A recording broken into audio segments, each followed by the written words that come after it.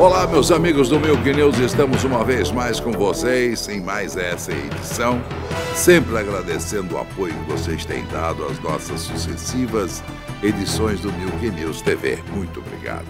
Continue compartilhando, por favor. Nós precisamos manter esse espaço para que a gente possa dizer aquilo que a imprensa não diz, a chamada grande imprensa, pelos seus vários motivos, inclusive pelos seus comprometimentos, tanto políticos quanto comerciais. Então eu gostaria de iniciar com o assunto, que é o assunto do momento, que todo mundo está falando com relação à nossa guerra civil. Nós estamos em plena guerra civil, não tenha a menor dúvida disso. Eu tenho dito aqui ao longo dos últimos, acho que 100 programas, que o que está ocorrendo com a Secretaria da Segurança Pública, e eu já pedi aqui declaradamente várias vezes a troca do secretário da Segurança, nada mais é do que aquilo que em aviação se chama de fadiga de material.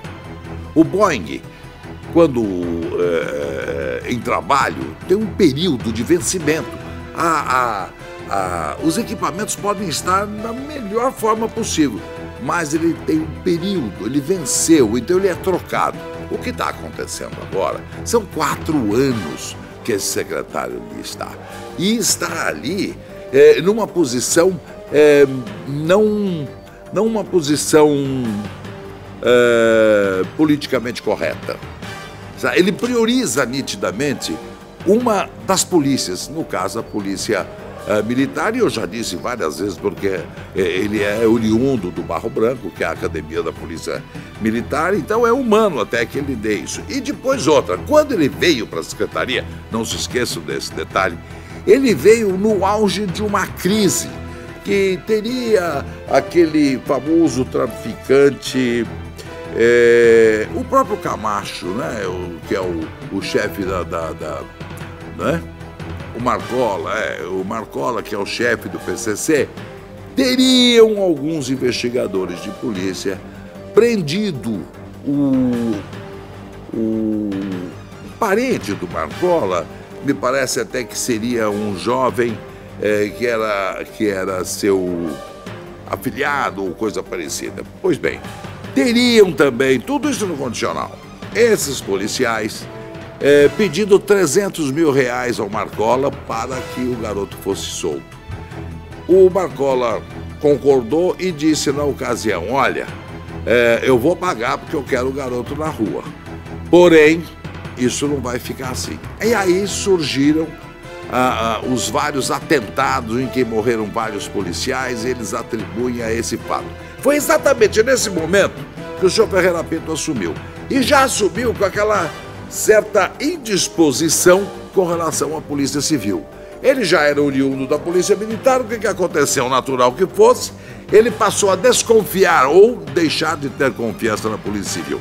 E passou a se monitorar através do serviço de inteligência da PM, cuja atribuição não é essa, diga-se de passagem. Mas então, a revelia de todos, ele se ligou à PM, como que se ali fosse tipo, não, aqui eu conheço todo mundo e aqui ninguém vai me trair. No que, obviamente, está muito errado. Bom, essas coisas todas aconteceram, nós já pedimos, e até agora, não sei por que razão, o governador Geraldo Alckmin mantém esse secretário, apesar desta crise. Eu nunca vi uma crise tão grande na polícia, com tamanho número de mortos nessa guerra urbana, que o secretário tenha se mantido. Nunca. Na história, não conheço. E olha que eu sou antigo nisso. Pois bem, hoje houve a chamada reunião do ministro da Justiça com o governador do estado. Vocês me permitam dizer uma coisa e me desculpem. Eu não quero ser Cassandra. Cassandra é aquilo que vê tudo errado, que joga, aposta no errado. Não é nada disso. Eu desejaria imensamente que tudo fosse certo. Mas essa reunião, como se diz na gíria policial, essa reunião foi para vender fumaça para a população. Nada de concreto saiu. Eles deram uma enganada, uma entrevista coletiva em que diz assim, nós estamos, como é que é o termo? A possibilidade de. Então, existe a possibilidade da criação de um grupo de emergência. Existe a possibilidade da transferência, tudo é possibilidade. Nós precisamos de alguma coisa concreta e real, porque já 90 policiais já morreram. E essa guerra, se eles demorarem, mais outros 90 irão morrer, enquanto eles não decidem o que fazer. E alguns absurdos, né?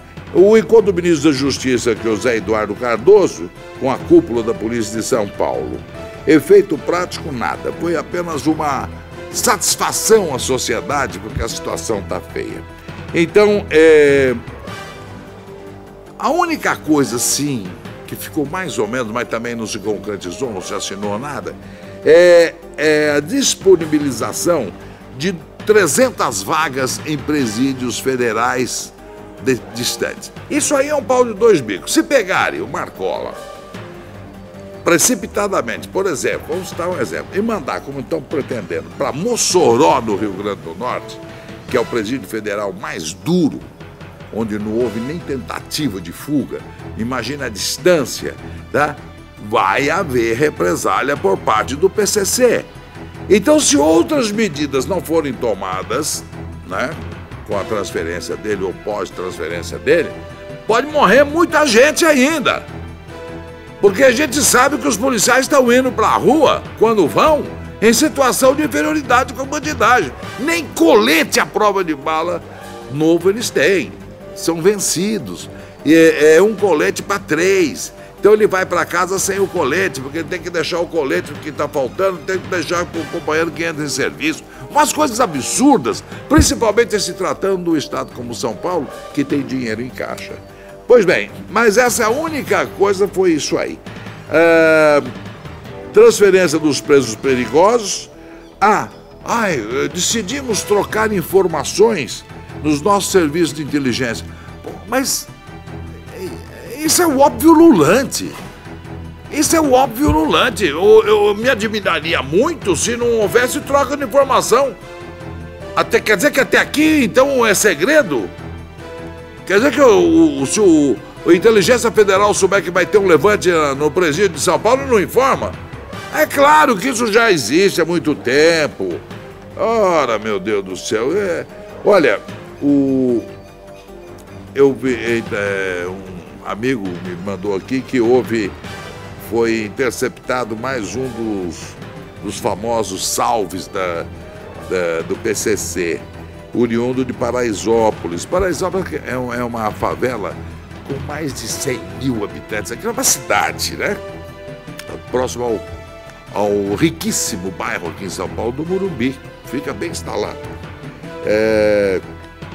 Então diz que é sintonia geral da quebrada.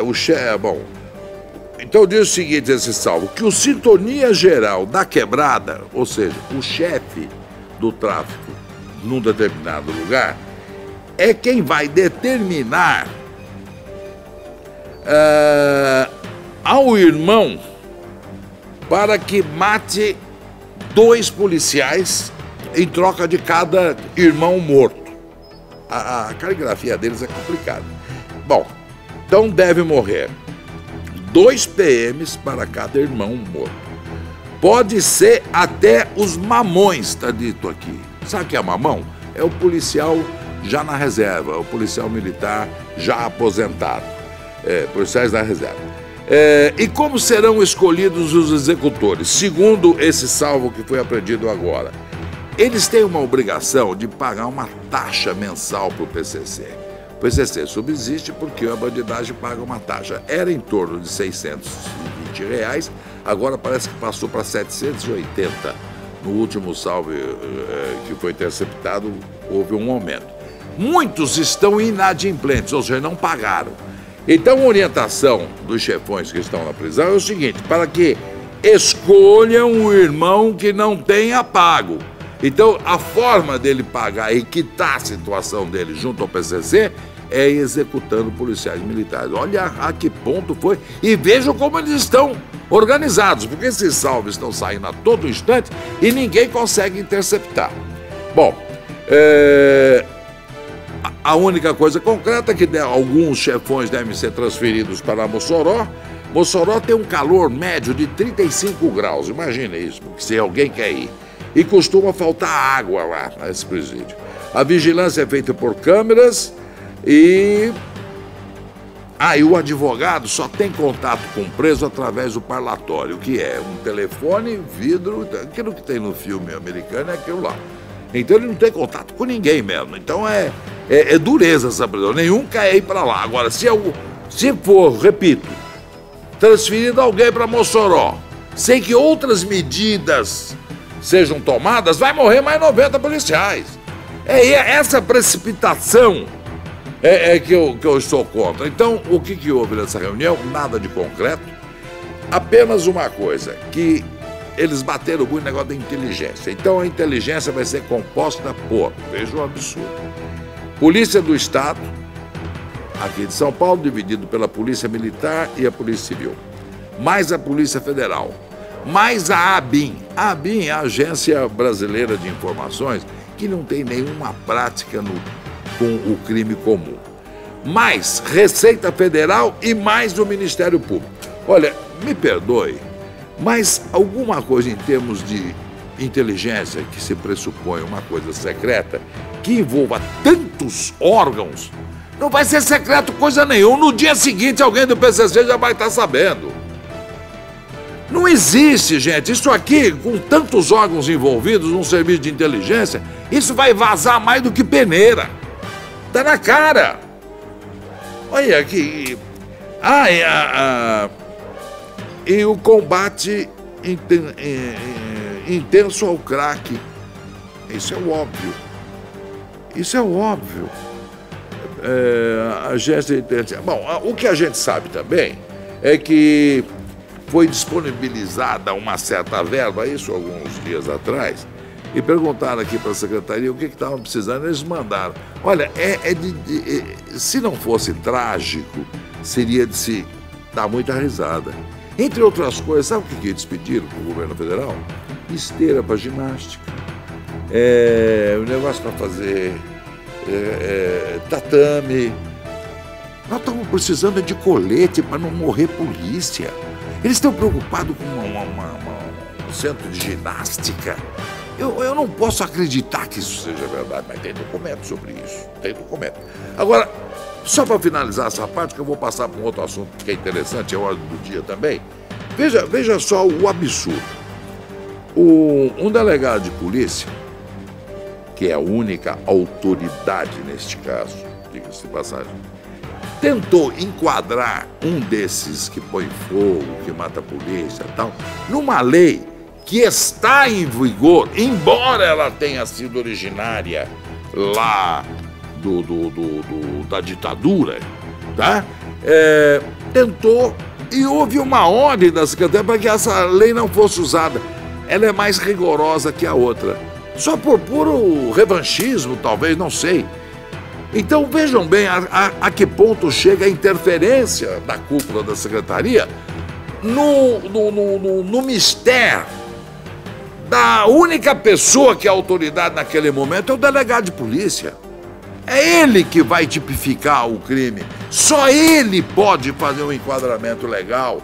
Mas vem uma ordem e diz, não enquadra nessa lei, enquadra na outra. Eu não vi absurdo maior até agora. Não vi.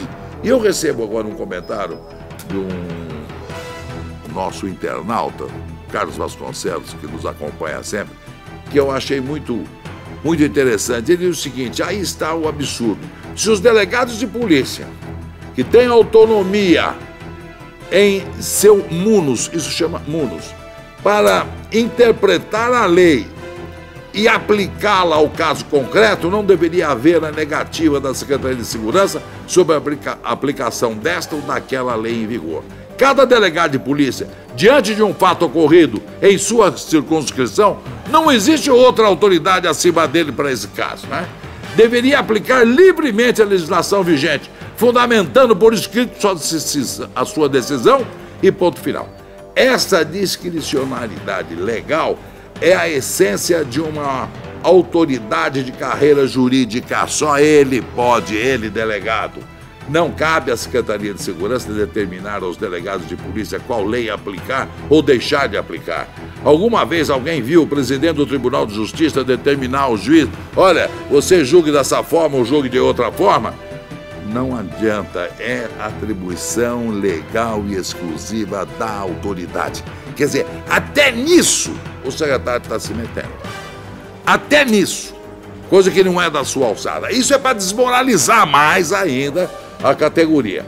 E veja bem, é chegado o momento dos delegados de polícia mostrarem que são autoridades policiais, diz ele, e não agentes de qualquer outra autoridade administrativa ou não. Muito bem fundamentado pelo Carlos Vasconcelos, é isso. Mas isso é para desmoralizar. E fica todo mundo quietinho. Ninguém. A associação, nesse momento, devia estar redigindo um documento mandado para a imprensa ou para todos nós divulgarmos, porque isso é uma invasão na autoridade do delegado de polícia. Esse é o clima que se vive, por isso que já morreram 90. Lamentavelmente, eu esperava alguma coisa dessa reunião, que não vai acontecer nada, pelo menos nos próximos 30 dias, e em 30 dias morrerão mais 90. Lamentavelmente, essa é a conclusão que a gente chega. E fica todo mundo com cara de paisagem, ninguém se incomoda com absolutamente nada. Bem, o segundo assunto é o mensalão. Não podemos deixar de tocar.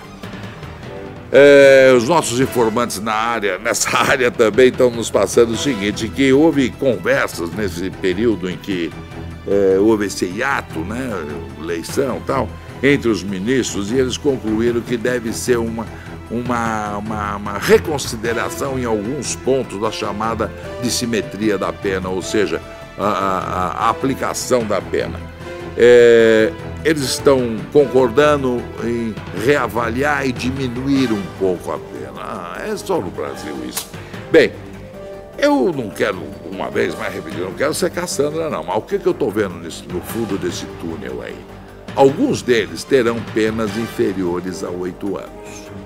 Se você for apenado menos de 8 anos, você pode solicitar a prisão albergue. O que é a prisão albergue? Você dorme na prisão e durante o dia você fica solto. Quer dizer, é uma prisão para inglês ver. E, claro, poderão ser beneficiados para remissão. Cada 3 dias passar, diminui um da pena. Então vai ficar 1 ano numa prisão albergue e depois vai todo mundo para a rua e acabou tudo. Pois bem, num país em que o Maluf está aí livre, leve e solto, exercendo um mandato, e ele está com mandado de prisão expedido por todos os países do mundo, a Interpol atrás dele, vocês acham que esses aqui vão ficar na cadeia? Ah, que ilusão! E já estão tentando fazer a continha de chegar para diminuir um pouco e usar os benefícios da lei, né?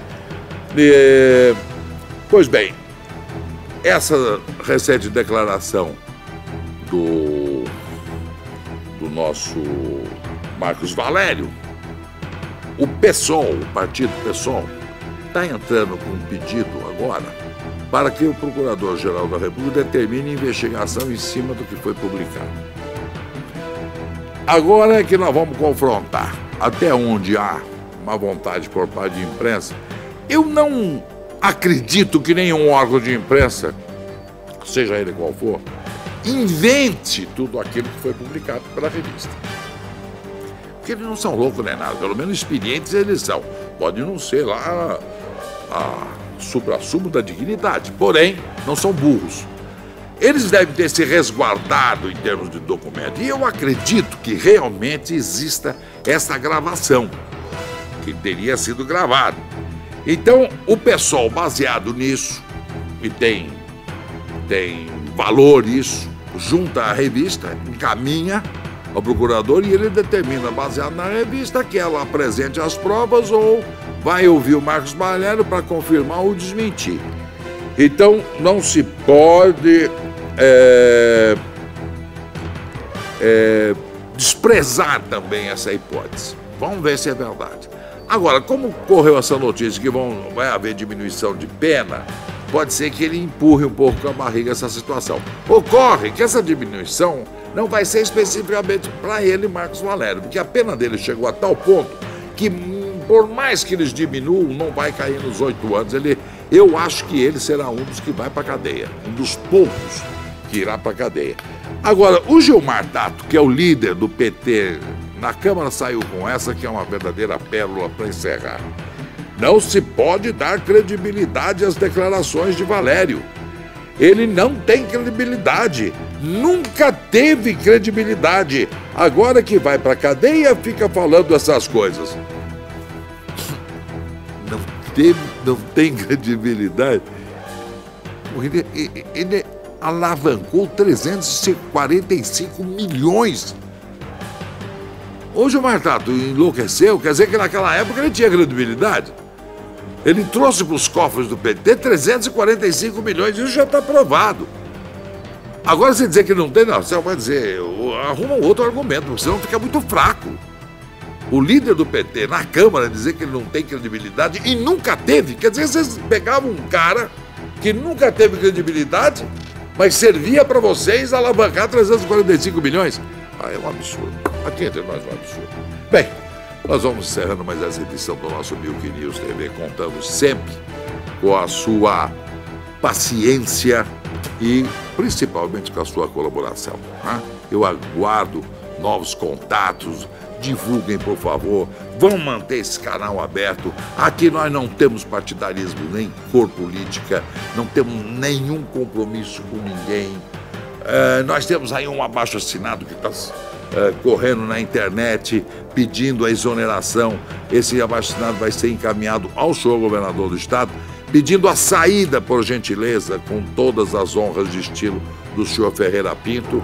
Então, entre em contato, venham no Face, mantenham contato conosco. Muito obrigado, um grande abraço, até a próxima.